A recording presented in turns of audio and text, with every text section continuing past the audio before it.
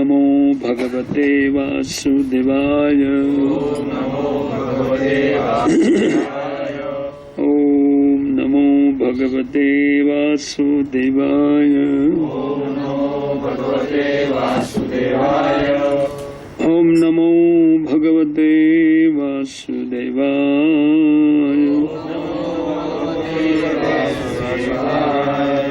नारायणं नमस्कृत्य नरं चैव नरोत्तमं देवीं सरस्वतीं व्यासं ततो जयमुदीरये। नष्टप्रायेषु भद्रेषु नित्यं भागवत सेवया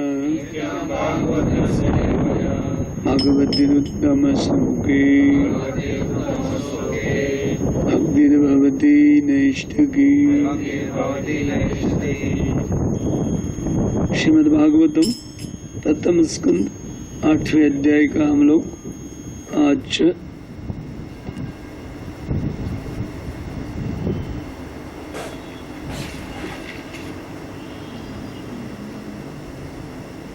किस श्लोक का पाठ करेंगे।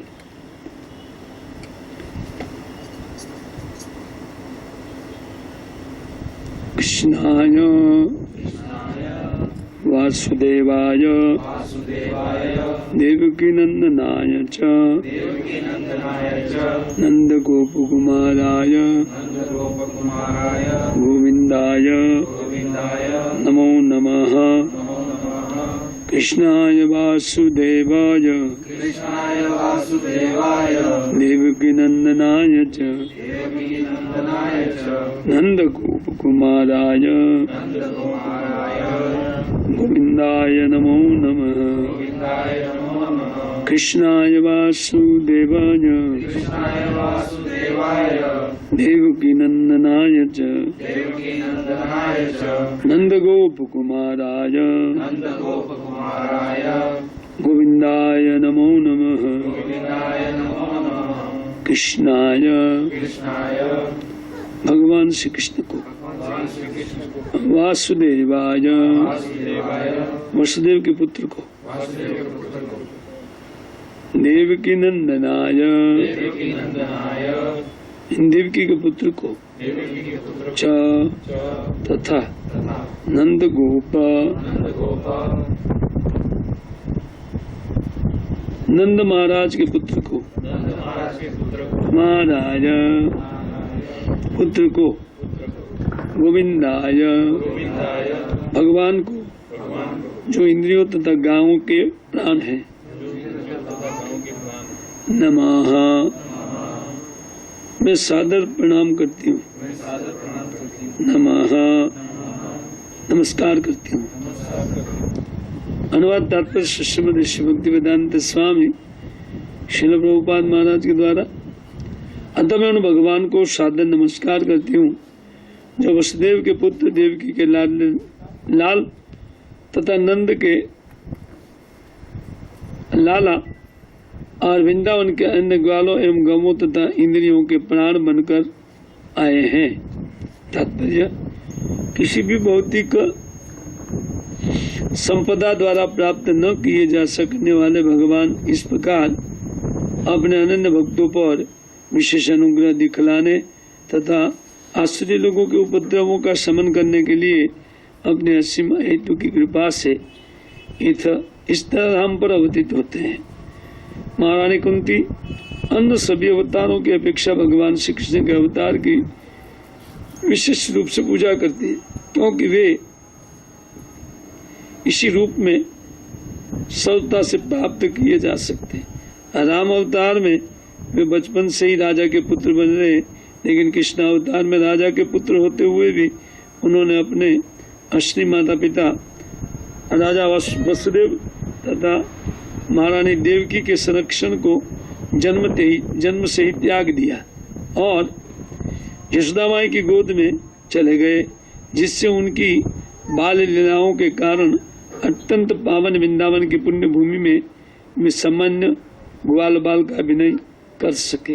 अतः भगवान कृष्ण भगवान राम की अपेक्षा अधिक दयालु है।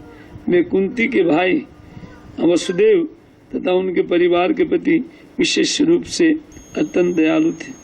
यदि कृष्ण वसुदेव तथा देवकी के पुत्र रूप में जन्म न लिए होते तो महारानी कुंती उन्हें अपना भतीजा मानकर इतने वात्सल्य भाव से उन्हें संबोधित न कर पाती। किंतु अधिक भाग्यशाली तो नंद और यशोदा है, जिन्होंने भगवान की बाल लीलाओं का रस लूटा, जो अन्य लीलाओं से अधिक मनोहारी है। ब्रजभूमि वृंदावन में प्रदर्शित की गई उनकी बाल लीलाओं के समान अन्य कुछ नहीं है, जो चिंतामणि धाम के नाम से ब्रह्म संहिता में वर्णित मूल कृष्ण लोक में हो रही उनकी सनातन लीलाओं का एक इस भूमि पर नमूना है।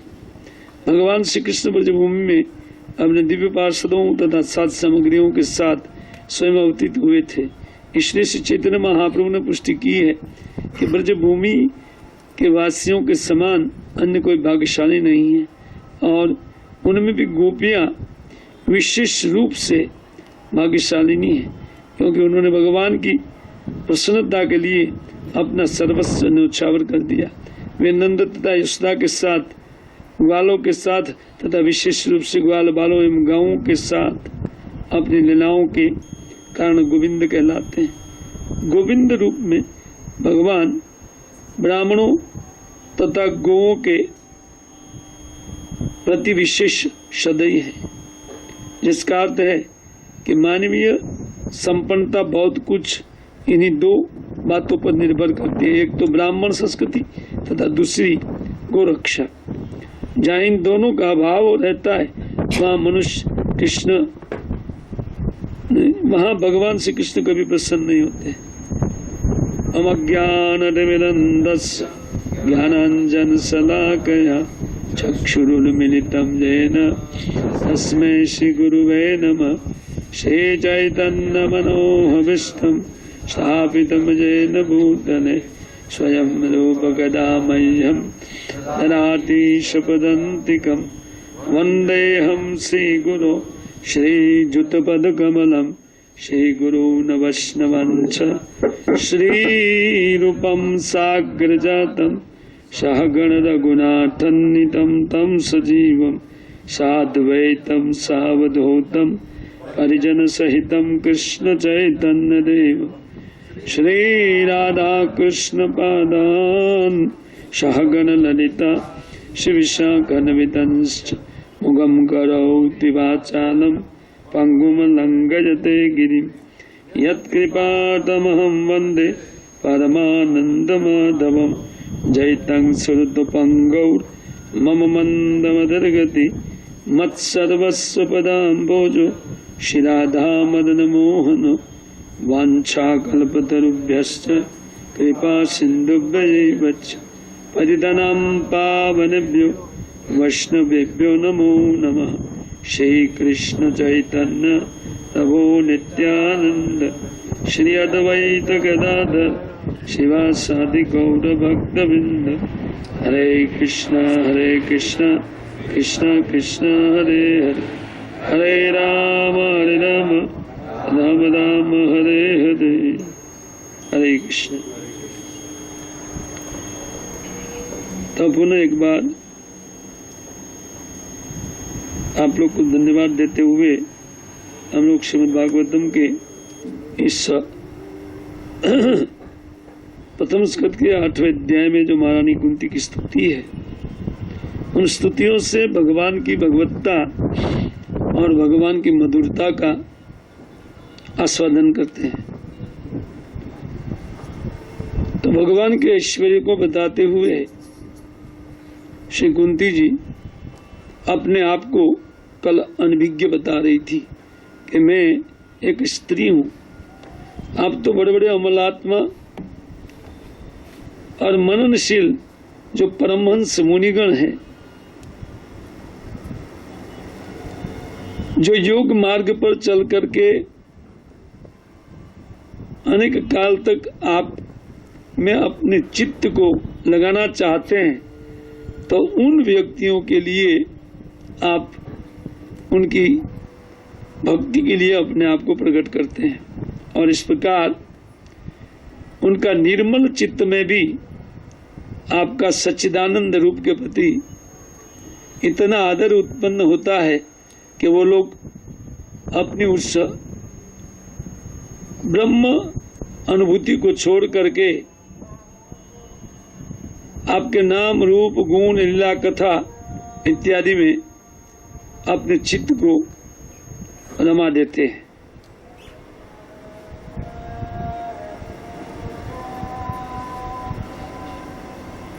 तो कल हम लोग इनकी चर्चा कर रहे थे कि इन बड़े बड़े अमलात्मा मुनिगण अपने चित्त को ब्रह्म में लगा करके निर्मल करते हैं, तो क्या भक्त लोग उस प्रकार भक्त लोग को भी करना पड़ेगा? बोले नहीं, ऐसा बात नहीं है।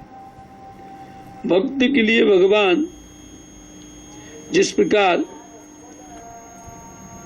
उन समस्त उनका योगक्षेम वहन करने के लिए भगवान का एक प्रतिज्ञा है कि मेरे भक्त का मैं योगक्षेम वहन करता हूं, तो जिस प्रकार योग और क्षेम अर्थात सांसारिक उनका दायित्व भगवान लेते हैं, उस प्रकार उनका आध्यात्मिक दायित्व भी भगवान ले लेते हैं। इसलिए भगवान उनकी बुद्धि वृत्ति में प्रवेश करके उनको ऐसा ज्ञान दे देते हैं कि इस संसार का इस सुखों को आस्वादन करते हुए वो स्वाभाविक तिस पर भी उनसे उनकी इंद्रियां उपराम हो जाती है। न कैसे न भक्त लोग अपनी इंद्रियों से भगवान की कृपा का आस्वादन करते हैं, अपने कानों से वो कृष्ण कथा का श्रवण करते हैं, अपनी नासिका से भगवान को चढ़ाई हुई तुलसी का घ्राण लेते हैं और भगवान को अर्पित भोग को ही अपनी जीभ को स्पर्श करने देते हैं। तो इस प्रकार करते हुए उन लोग की इंद्रियां विषयों में आसक्त नहीं होती है। ठीक उन चित्तप्रज्ञ मुनि की भांति, जैसे चित्तप्रज्ञ मुनि जिनकी प्रज्ञा माने बुद्धि वो ब्रह्म में स्थित होने के कारण विषय सुख को समझती नहीं है, और विषय सुख भोग में भी उनकी बुद्धि वृत्ति उनसे भिन्न रहती है, उसमें आस्वादन नहीं लेती है। तो भक्त की बुद्धि भी भगवान की कृपा से ऐसी हो जाती है। जब हम श्रवण कीर्तन मनन चिंतन करते हैं भगवान के, उनकी कथा कीर्तन इत्यादि का, तो स्वाभाविक हमारी इंद्रियों की जो वृत्ति होती है वो शुद्ध हो जाती है, क्योंकि सच्चिदानंद भगवान के कथा कीर्तन जो भी श्रवण करते हैं तो जीव का ये स्वभाव है, हम सबका ये स्वभाव है, सच्चिदानंद स्वभाव है। लेकिन आज किसी भी प्रकार उन भगवान की सेवा बोलने का कारण हम लोग का स्वभाव त्रिगुणात्मक हो गया है। तो भगवान की भक्ति करते हुए जीव कब त्रिगुणातीत हो जाता है उनको मालूम भी नहीं होता है, और उसी त्रिगुणातीत अपने चित्त को करने के लिए बड़े बड़े योगी जन हजारों हजार साल तपस्या करते हैं और 30 बार भी कर नहीं पाते हैं।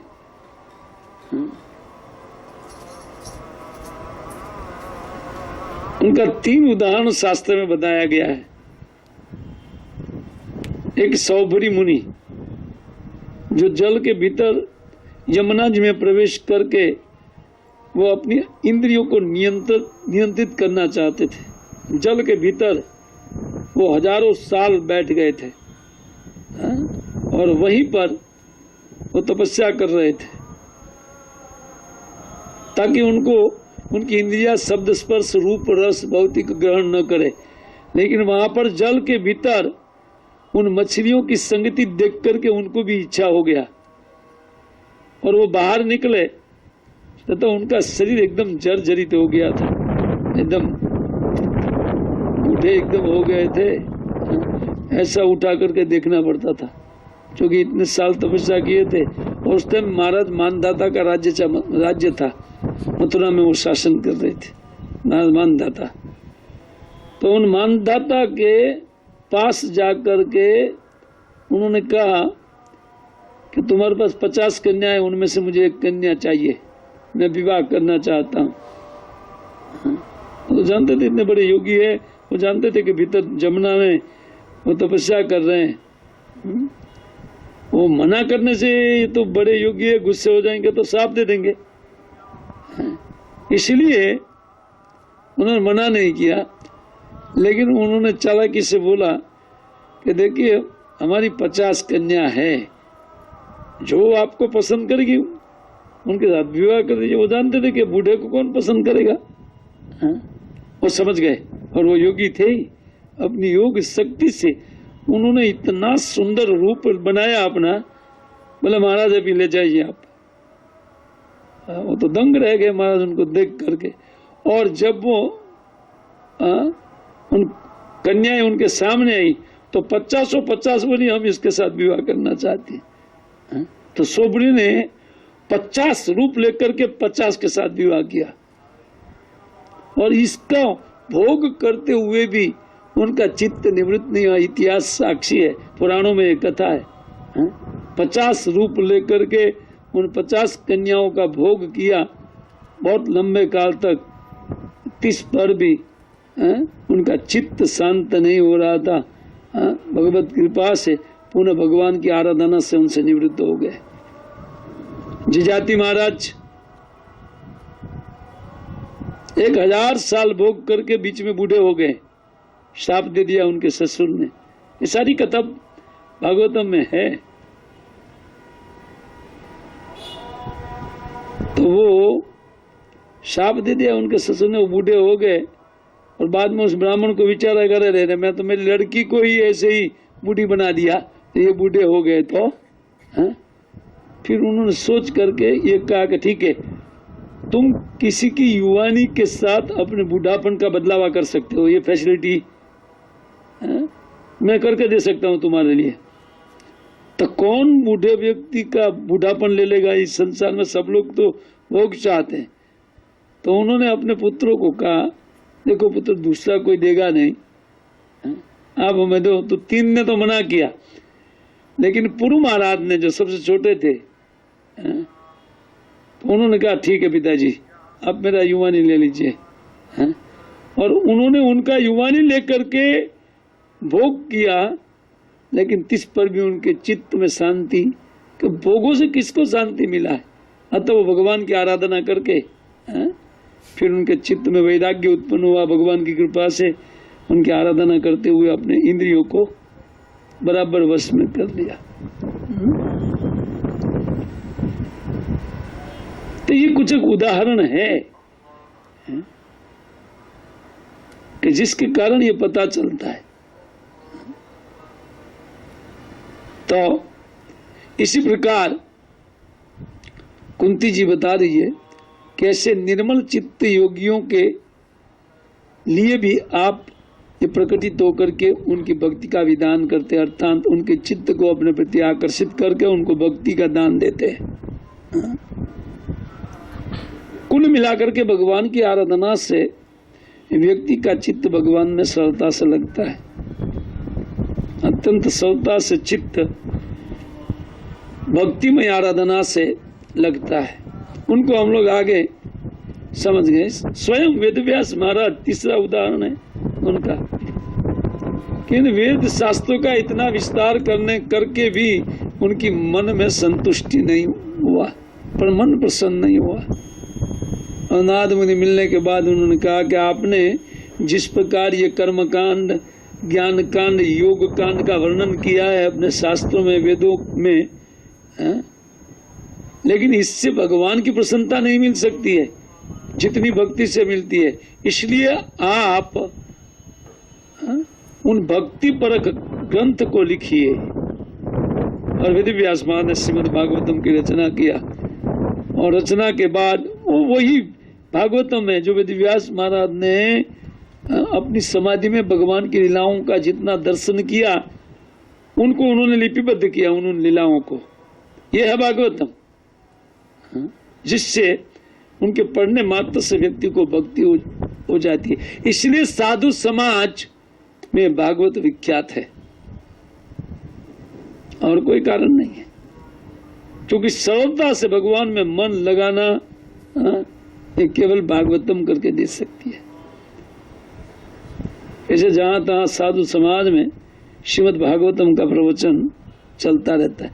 कुछ स्वार्थी लोग अपने स्वार्थ के लिए भागवत की कथा करवाते हैं, करते फिरते हैं, लेकिन वो ये तो स्वभाव है दुनिया का कि कुछ वस्तु का निर्माण कोई अलग भिन्न तरीके से किया गया है, लेकिन उनको भी व्यक्ति अपने जीविका कमाने में यूज कर लेते हैं।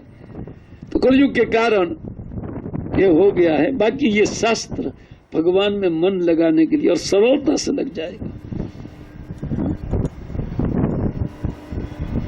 तो श्री कुंती जी भगवान के महान ऐश्वर्य को बताया कि योगी गणों के मन को भी भगवान आकृष्ट कर लेने वाली गुणावली रखते हैं।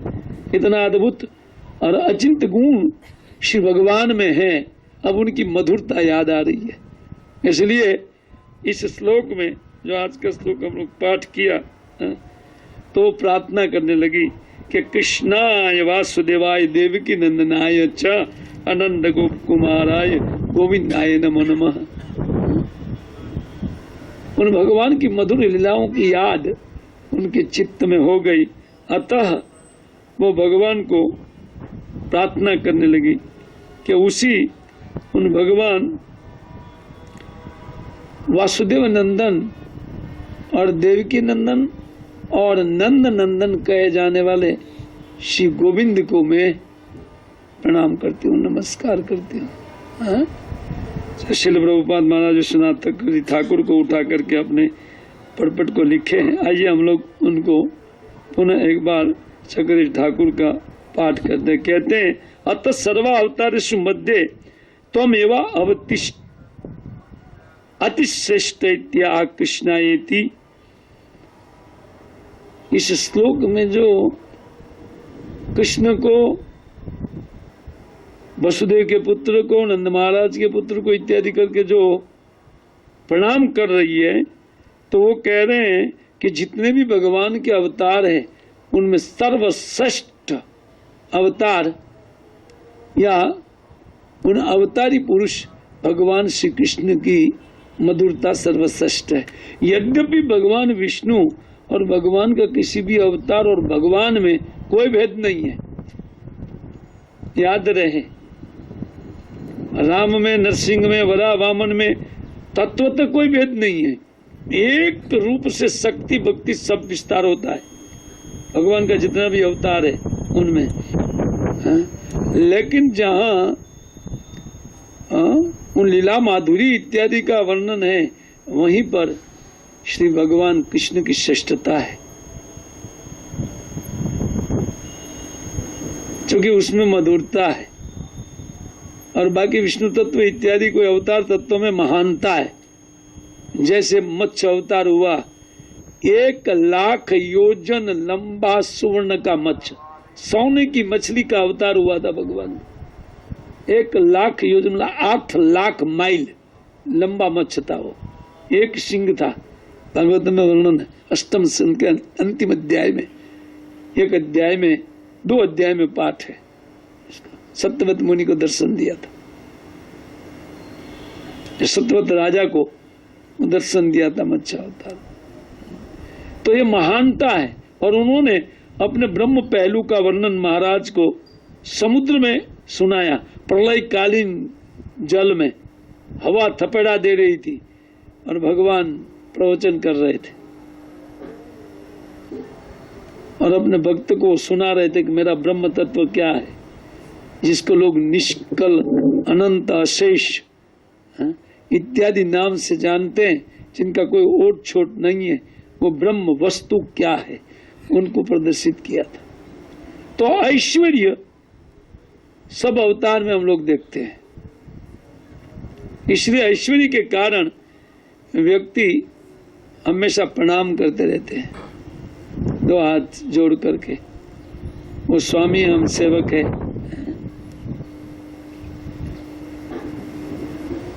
लेकिन जैसे एक ही व्यक्ति अपने घर में और ऑफिस में, एक व्यक्ति का दो रूप होता है। ऑफिस में या अपनी कंपनी में जब कोई उन कंपनी का मालिक जाता है तो वहां पर जितने नौकर हैं उनके लिए पूज्य होते हैं, नहीं आदरणीय, सबका जीवन निर्वाह चलाने वाले के रूप में लोग देखते हैं कि भाई इसके यहाँ हम लोग काम करते हैं। तो इसी प्रकार वो स्वामी के रूप में देखते। उसी प्रकार भगवान विष्णु को, भगवान के अवतारों को लोग स्वामी के रूप में देखते। इसी से हमारा भरण पोषण होता है, निश्चित होता है, उसी से होता है। लेकिन जैसे वो व्यक्ति, उन कंपनी का मालिक अगर घर में जाए, वहां पर उनका वैल्यू स्वामी का रहता है, वहां उनके प्रेमीजन रहते हैं, उसी को मधुरता बोलते हैं। यहाँ ऐश्वर्य भाव है कंपनी में, लेकिन घर में मधुर भाव है। वो बच्चे लोग भी चढ़ जाएंगे,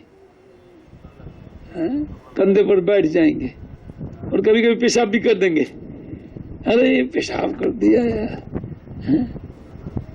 भगवान को वो प्रिय है,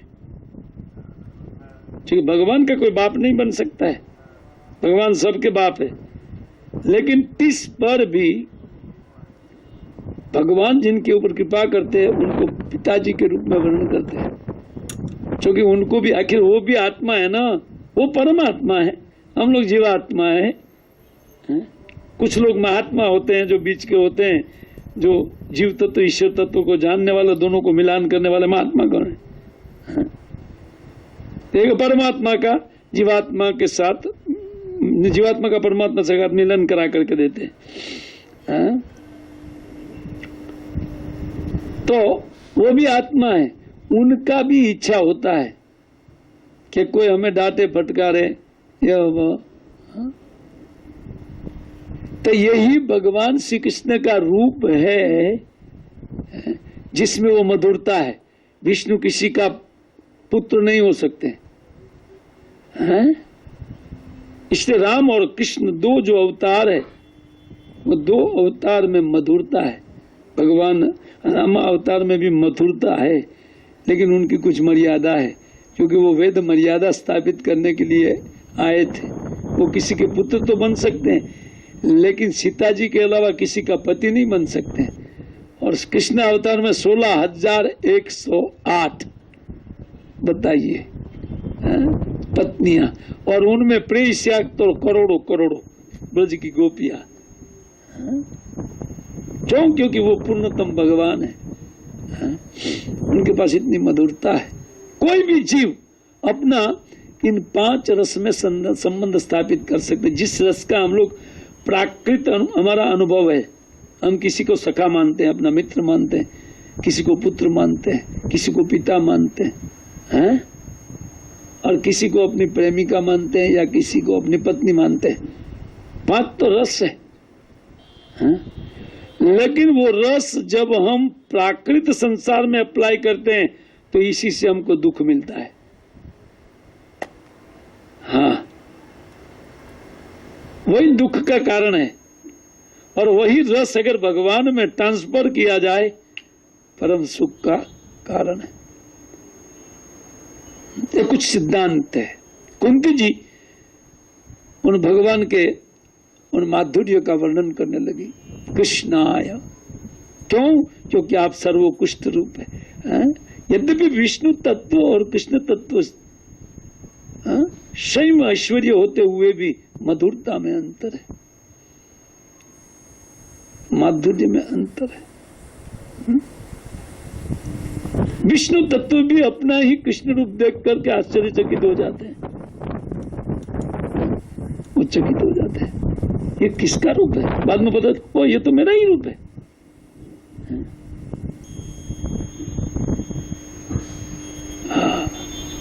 ये है कृष्ण। इसलिए कुंती जी गा रही है कृष्णाय, अर्थात आपका ये जो कृष्ण रूप है वो सर्वोत्कृष्ट है। उन मधुरता के विषय में सर्वोत्कृष्ट। बाकी राम भी सुंदर थे, ऐसा नहीं कि भगवान राम में सुंदरता नहीं थी। भगवान का कोई भी अवतार उतना ही सुंदर है, लेकिन कृष्ण तत्व श्रेष्ठ है इस माने में। इसलिए